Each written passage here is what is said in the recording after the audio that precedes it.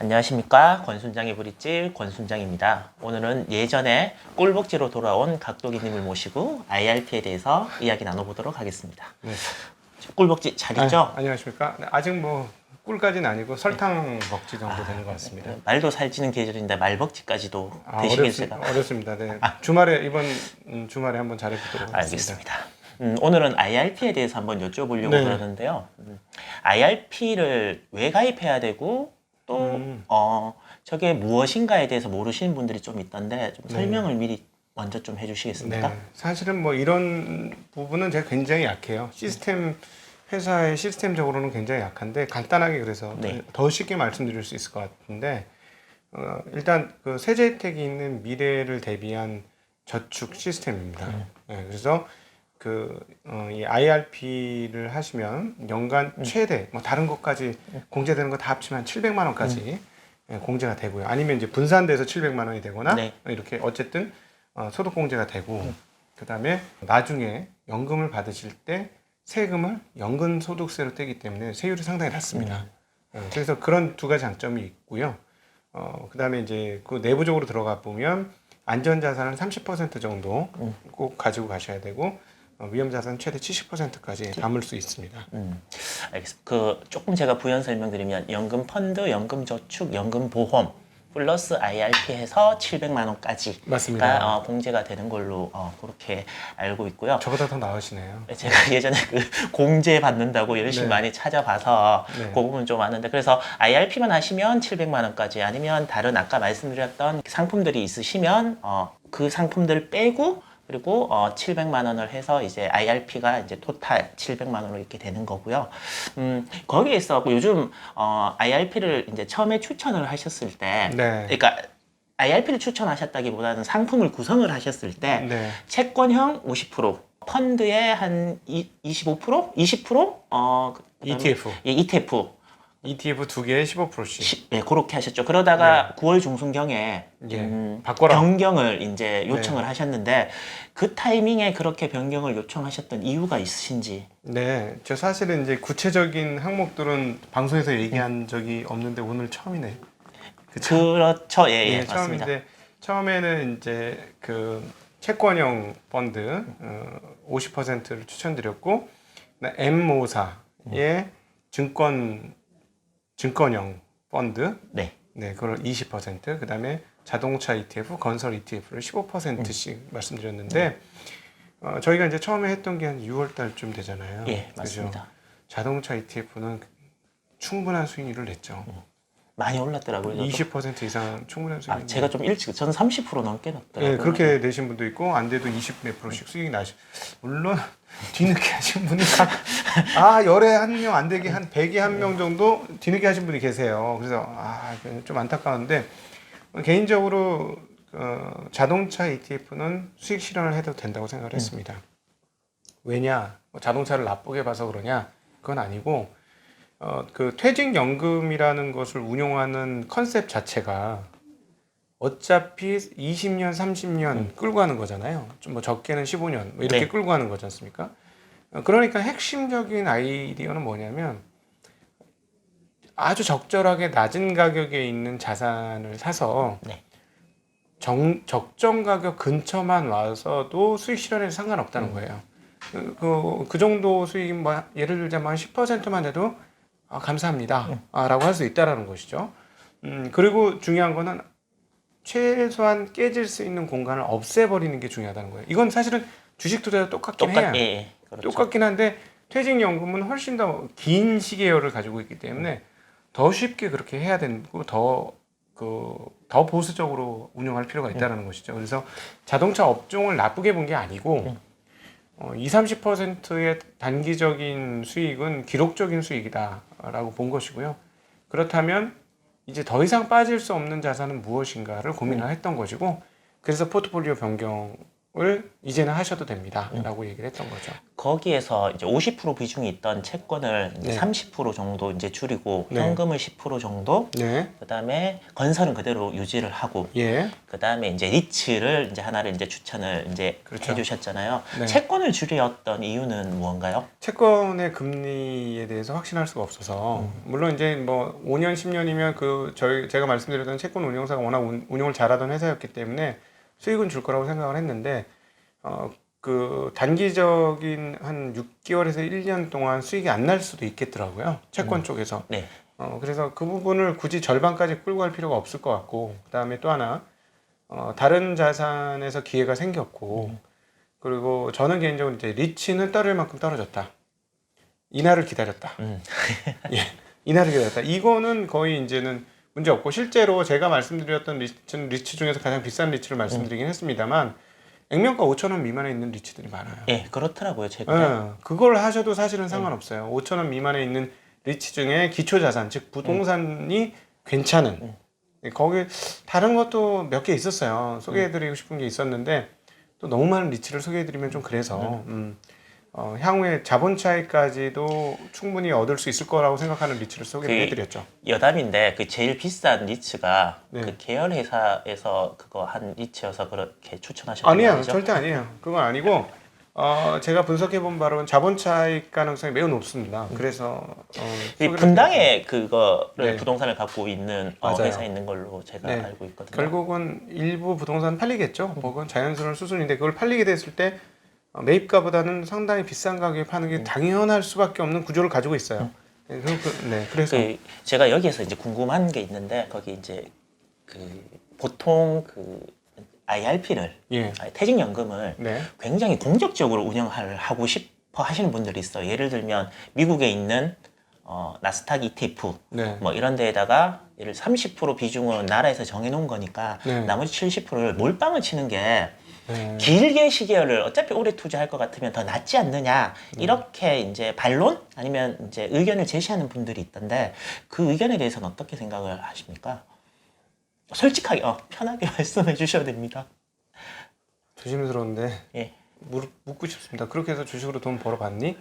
라고 물어보고 싶어요. 저는. 너 그래서 그래 이거 반말을 해서 죄송합니다. 아닙니다. 저한테 하신 거잖아요. 그래서 성공해서 성공 투자를 했니? 성공 투자를 못했으면 그렇게 하지 마. 라는 얘기를 그냥 솔직하게 실전 투자자로서는 그 선배 투자자인 거죠. 네, 선배 투자자로서 그렇게 얘기를 해주고 싶고,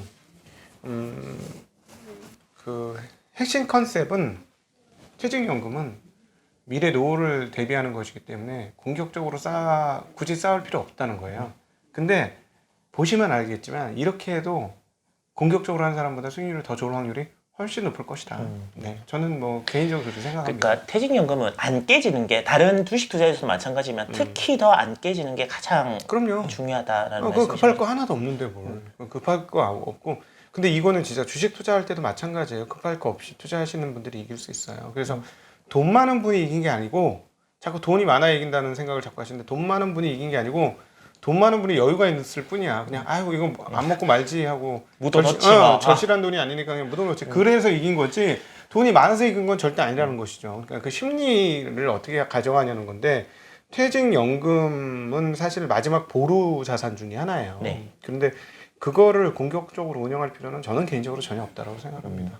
그러면 그 이제 6월 달에 이제 추천을 하셨고 이제 포트를 이제 이렇게 이런 식으로 운영을 하시면 좋겠다라고 말씀을 하셨고, 물론 선택은 다 개인이 각자 하시는 걸로 제가 알고 있는데 9월 달이 돼서 이제 변경을 했잖아요. 시기상 한 석 달 정도 있다가 포트가 변경이 됐는데 네, 엄청 그러면 IRP를 그러면 한 3개월 분기에 한 번씩 정도는 점검을 하는 게 좋은지, 아니면 그냥 6개월에 한 번씩 어떤 식으로 관리를 하는 게 좋을지 한번 여쭤봅니다. 개인적으로는 제 생각보다 너무 일찍 손을 댄 거예요. 이렇게 빨리 손을 댈 마음이 전혀 없었어요. 한 6개월은 가려고 생각했는데 금융시장 변동성이 너무 컸던 거죠, 이번에는. 그래서 가격이 오른 것도 생각보다 너무 빨리 올랐고, 네. 또 채권 시장의 변동도 생각보다 급하게 왔어요. 네. 그래서 이거는 고민을 하다가 느리게 가야 되는데 이렇게 자주 건드리면 안 되는데 라는 고민이 있었는데, 그래도 근본적인 방향을 보고 가자라는 생각에 조금 일찍 일찍 포트폴리오 변경에 대한 제안을 드리는 겁니다. 그러면 보통 그래도 한 6개월 정도는 생각을 하고 네, 계셨고 그 정도는 네 생각은 하고 있었죠. 그러면 조금 진짜 천천히 여유 네. 있게 이렇게 예. 투자를 하면 되겠다 맞죠? 네, IRP 는. 그렇죠. 그리고 그 10%의 현금이 지금 있잖아요. 네네. 이 현금을 그냥 현금으로 가만히 두면 좋은지 아니면 뭐 어떤 특정 어차피 ETF밖에 주식은 투자를 못 하기 때문에 네. 많이 떨어지는 거나 아니면 제가 이거 여쭤보려고 했는데 뉴딜 펀드가 네. 며칠 전에 이제 상장이 됐잖아요. ETF 참 펀드라고. 네네. 예, 그런 종목들을 담아보는 건 네. 개인적으로 어떻게 생각을 하시는지 나라에서 그래도 네. 이렇게 뭐 돈을 많이 모아서 하는 거니까 네. 현금을 갖고 있다는 건 일종의 보험을 들자는 거였어요. 네. 사실은 물론 채권 상품 30%도 보험이 되는 걸 수 있긴 한데 완전 전형적인 보험은 현금이거든요. 네네. 그래서 왜냐하면 다른 걸로 수익을 구축을 했으니 보험 10% 정도 들어두는 건 문제가 없고 그리고 9월달 지금 상황이 어땠냐면 시장이 어떻게 될지 약간 속된 표현은 아리까리했어요. 네. 아리까리.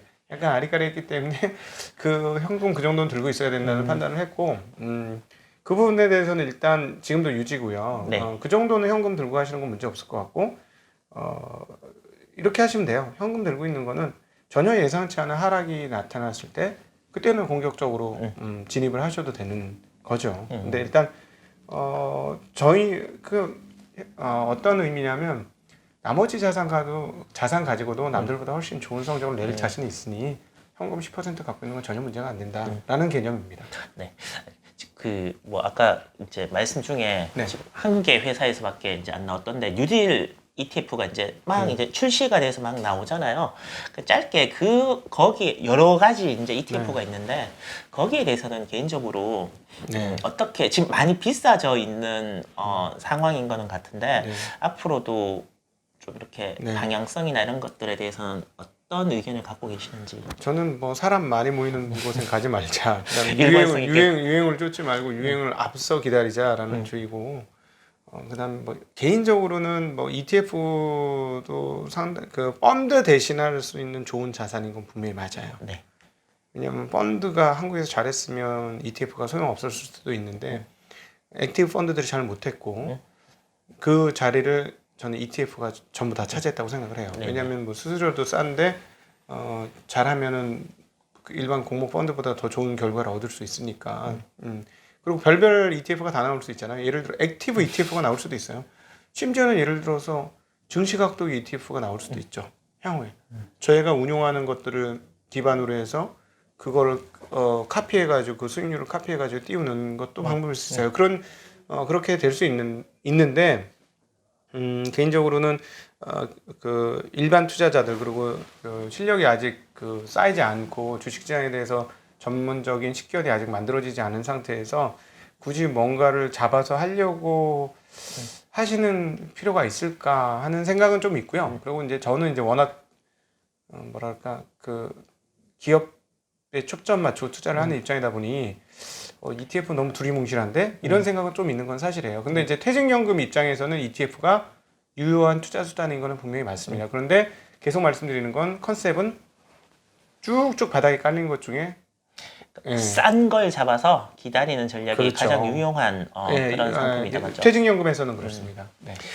알겠습니다. 오늘 이제 뭐 간단하지만 네. 그래도 좀 깊이 있게 퇴직연금 IRP에 대해서 이제 여쭤봤는데 네.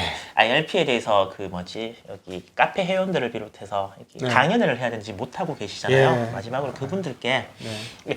본인이 하기 싫어서 그런 건 아니고 정말. 코로나 때문에 그런 건데 네. 한번 그래도 뭐 양해 말씀이나 예, 뭐 예. 그런 것들 네, 정말 계속 기다리고 있고 20명 이하로 떨어지기를 바라고 있습니다. 20명 이하 정도 되면 설마 모임을 하더라도 사람들이 지탄을 하진 않겠죠. 네, 그래서 20명 이하 정도 떨어지기를 간절히 바라고 있고요. 계속 기억을 하고 있습니다. 그리고 이렇게 정말 이거를 일컬 우리는 본의 아니게라고 저는 표현할 수 있을 것 같습니다. 아 진짜 그렇습니다. 네, 본의 아니게 못하고 있어서 정말 죄송하고 저는 약속은 꼭 지키려고 하는 사람이니까 계속 기억하고 있으니 기억해 주시고 네, 모실 수 있으면 좋겠습니다. 여전히. 네. 그리고 뭐 더불어 혹시 그날이 온다면 저도 여러분들과 함께 그 장소에 같이 있어서 네. 여러분들은 진행해 주세요. 네, 진행해 주시면 되겠네요. 대면할 수 있는 그날을 네. 있었으면 좋겠고요. 마지막으로 혹시 이제 자영업 하시는 분들 중에 세제나 이런 부분의 혜택을 좀 받고 싶으시면